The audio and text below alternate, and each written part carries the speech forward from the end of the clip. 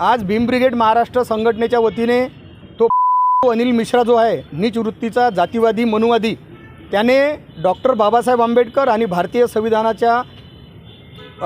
संविधानावर सतत 1 महिन्यापासून अभद्र टीका करत आहे, बोलत आहे। त्या माध्यमातून त्याचा आम्ही पुतळा आज त्याची मयत काढली की असे लोक जगून भारताच्या धर्तीवर असे लोक जर जगले तर भारतात हे न्याय सुव्यवस्था बिघडणार आहे। म्हणून त्याची आम्ही मयत आजच करून टाकली आणि 13 दिवसांनी त्याची 13वीसुद्धा करू आम्ही भीम ब्रिगेड संघटनेच्या वतीने।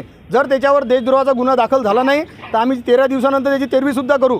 तो नेहमी डॉक्टर बाबासाहेब आंबेडकरांना नेहमी बोलत आहे, शिवीगाळ करत आहे आणि भारतीय संविधानावर शिवीगाळ करत आहे। त्याच्यावर देशद्रोहाचा गुन्हा दाखल झाला पाहिजे आणि त्याच्यावर ॲट्रॉसिटी ॲक्ट दाखल झाली पाहिजे, जेणेकरून समोर उत्सव आहे, सर्व सण त्योहार आहे, म्हणून भारताची हे न्याय सुव्यवस्था बिघडली नाही पाहिजे। म्हणून त्यासाठी आम्ही आज राष्ट्रपती यांना, जिल्हा अधिकारी यांच्या माध्यमातून राष्ट्रपती यांना निवेदन दिले की त्याच्यावर देशद्रोहाचा गुन्हा दाखल आणि ॲट्रॉसिटी ॲक्ट दाखल झाला पाहिजे। म्हणून आम्ही त्याला आज इथं निवेदन दिले आहे कलेक्टर साहेबांना व त्याची अंतिम यात्रा काढली आहे। यानंतर नाही, आम्ही आता त्यांना म्हटलं आहे की 15 तारीख को सब नीले कबूतर उड़ा देंगे।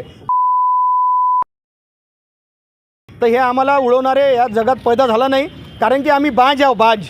आम्ही जसा ज्याप्रमाणे बाज वरून येऊन खालचं जमिनीवरचं घेऊन जाते माहीत नाही पडत, तसेच आम्ही भीमसैनिक आहे। आम्ही याला कधी उचलून घेऊन जाऊ तर याला माहीत पडणार नाही। म्हणून त्याला सांगण्याचं आमचं एवढंच सांगण्याचं उत्तर आहे की तू याच्यानंतर तू व्यक्ती आहे, व्यक्तीसारखा राहा, तू माणूस आहे, माणसासारखा राहा। डॉक्टर बाबासाहेब आंबेडकर हे आमचेच नव्हे तर पूर्ण देशाचे बाबा डॉक्टर बाबासाहेब आंबेडकर आहे, हे एकट्या समाजाचे नाही। आणि भारतीय संविधानाचे शिल्पकार म्हणून डॉक्टर बाबासाहेब आंबेडकर आहे, दुसरं कोणीच नाही आहे। म्हणून असंच एक आमची कलेक्टर साहेबांना व राष्ट्रपती यांना विनंती आहे की त्याच्यावर राजद्रोहाचा गुन्हा दाखल झाला पाहिजे आणि त्याच्यावर ॲट्रॉसिटी दाखल झाली पाहिजे। जर नाही झालं तर इथून 13 दिवसानं आम्ही या कलेक्टर ऑफिसच्या आतमध्ये या प्रांगणामध्ये त्याची 13वी साजरी करू।